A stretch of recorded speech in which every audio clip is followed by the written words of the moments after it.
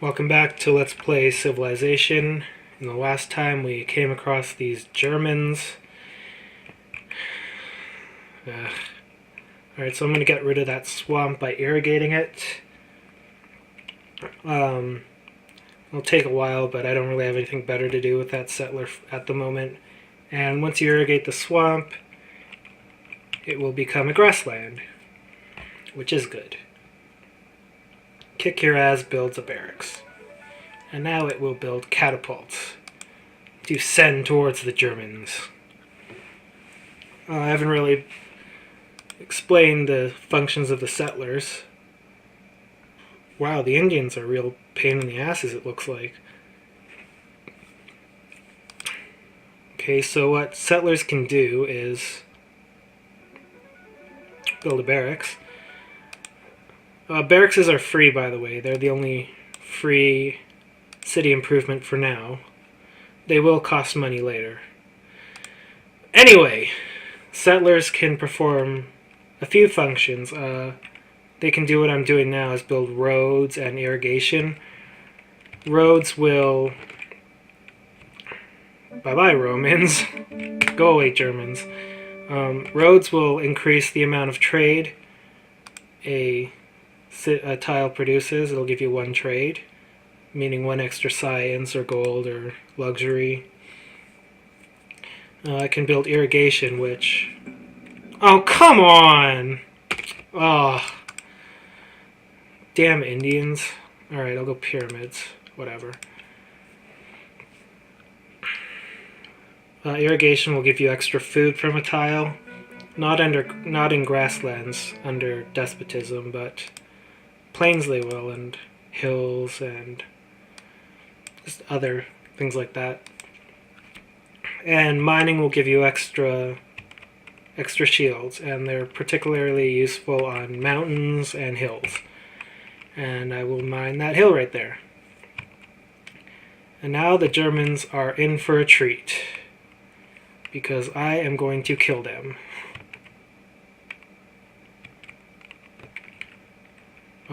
You know what, I'm going to kill that militia first. Irrigate there. Haha! I see your little game there. Wow, it's already 2000 BC. Bye-bye. Alright. Yeah, these guys don't stand a chance. The Germans aren't really that big of a problem at all. Okay, so currency. Is this Berlin? Haha. Okay, and I don't know. I should have enough to finish them off. This is their only city.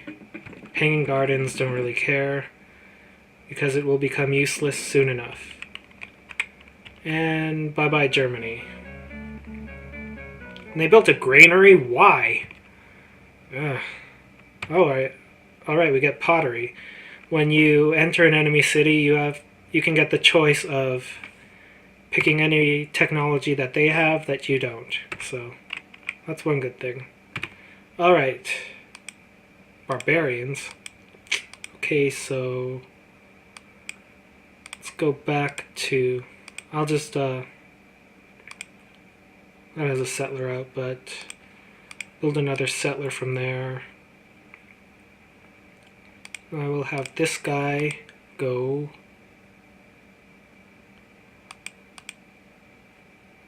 kind of want to maximize the use of my available space. Shoot, where am I going to build this city? I'll build it right there.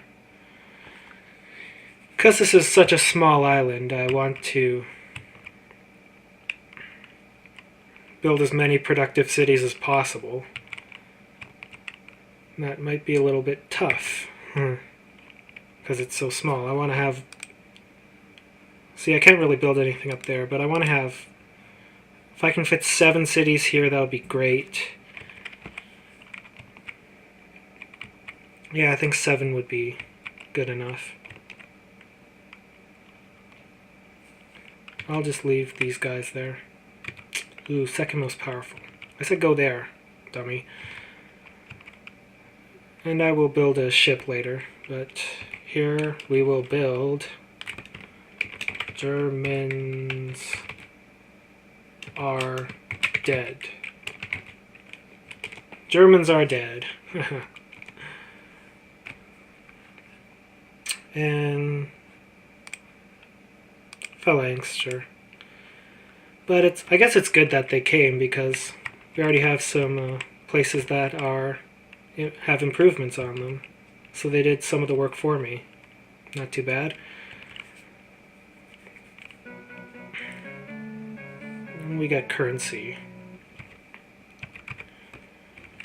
And construction.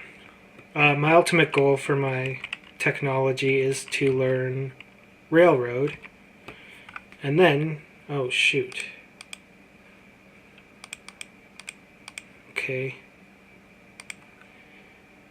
You have to be a little bit careful building multiple settlers because, wow. Yeah, they take an extra food and they will reduce your city size by 1. But anyway, my goals for my technology is to learn railroad as quickly as possible and then to get right over to learning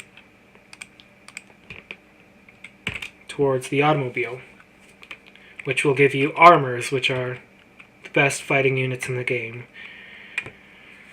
And it's really important to try to learn as much as you possibly can before 1 AD, because at that point the amount of science required to learn each new civilization advance doubles. And let's go bridge building, even though there are no rivers. That's alright though. Alright, we got the pyramids. That's really good. And I'm going to build a trireme. That's the first naval unit available. It kind of sucks, but you take what you can get at this point in the game. So now that I have the pyramids, I can change to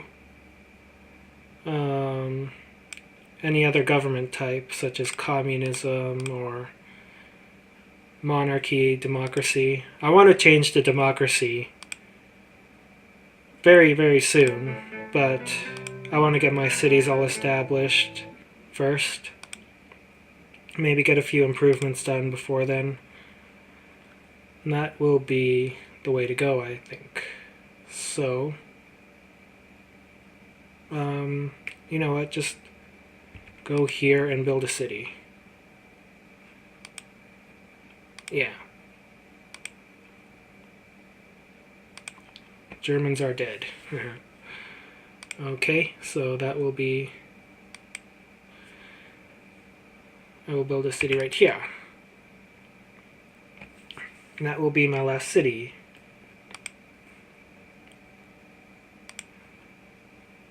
Okay, I don't need any more settlers from here. So let's just build some random wonder. And I get a grassland with a shield, which is very nice. Exactly what I wanted. And build a city here. It's usually not recommended to build the cities so close together like that, but I really don't have too much other choice than to do that. So, oh well. Dummy town builds settlers. Okay. So, build whatever. Great library, sure. And... I forgot to name the last city too. So, not Argos. Because it's not Argos. Build a phalanx for better defense. And that's pretty good for now. And we get bridge building. Important if you have rivers, and that leads to railroad, which I want. So engineering will also lead to railroad. Alright, we got a trireme. I will build a settler from here, just so I can keep up with the improvements. And I should probably switch to democracy pretty quick here. But I want these guys to finish their phalanxes first, although I guess it doesn't matter too much, so... Sure, this is how you change your government. Yes, we need a new government.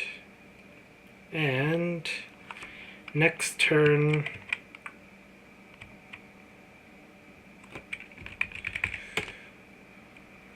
we will be a democracy.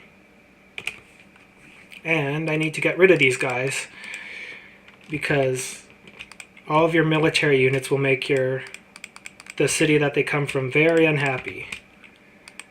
And I can sell my barracks too, so... because I'm not going to be... Alright, leave it then. Who cares? But, yeah, if you do have barracks, sell them before you get gunpowder, because they will become obsolete anyway. And the difference between democracy and despotism is you get a lot more food, so you will grow a lot faster. And there's less corruption, so... well, I didn't show it, but say from this city, maybe some of these trade units would be black, which would mean they would be wasted to corruption. And so you wouldn't get any science or gold or anything from it. Also, military units, except for, say, settlers and I think maybe diplomats and caravans, will cause unhappiness in the city that they're from unless they're inside the city walls. So you have to really be careful about that. It's a good idea to use democracy only when, you know, you're isolated like this. You don't have any contact with your neighbors because, well, once you get to, say, gunpowder before everybody else, everybody will be coming for you. They'll want it. And first they'll threaten you, and then they'll just declare war on you and try to take over your cities. But democracy is very good if you can use it, because you'll just learn everything lightning quick. Invention, alright. Already there. Lighthouse, don't really care. Okay, so let's build some settlers there.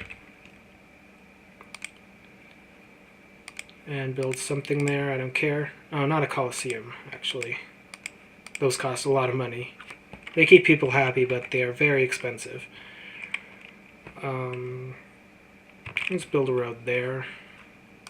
Another difference between despotism and democracy is that in despotism, like if I look here, every unit built in this city, in democracy, every unit built in the city takes one shield, no matter what.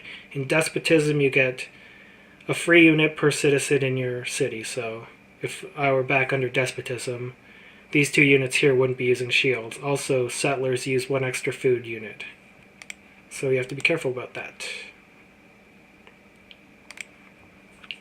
But food is much easier to come by in democracy. And we learn invention, and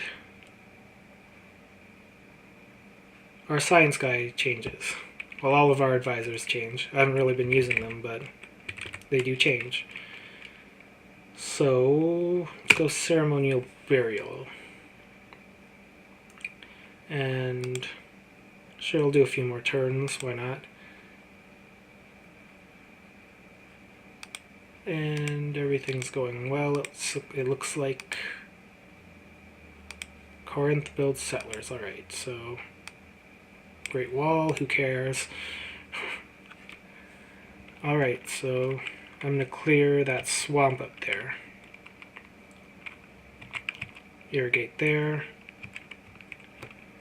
Irrigate down here.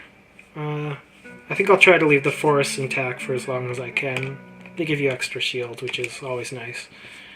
Ah, yes, I need mysticism, which will lead me to astronomy, to navigation, to physics, to steam engine, to railroad. And Here's our first civil disorder. As you can see, one of the citizens here is unhappy, and there are a few ways to remedy that. You can build temples, or cathedrals, coliseums, whatever, which will cost you money, so if you're using 100% science like I am, that's not that great of a deal. Also, you can raise the luxury rate, which will change for every luxury that you get. It'll show as a diamond here instead of a light bulb, and for every two diamonds that you get, one of your citizens will become happy, and you need one happy citizen to counteract the one unhappy citizen. And the third thing you can do is just stop production in one of your tiles, and that will make one person happy, one person an entertainer, making that person happy because they don't have to work the fields. And this will counteract the unhappy person, and that's the path I will take.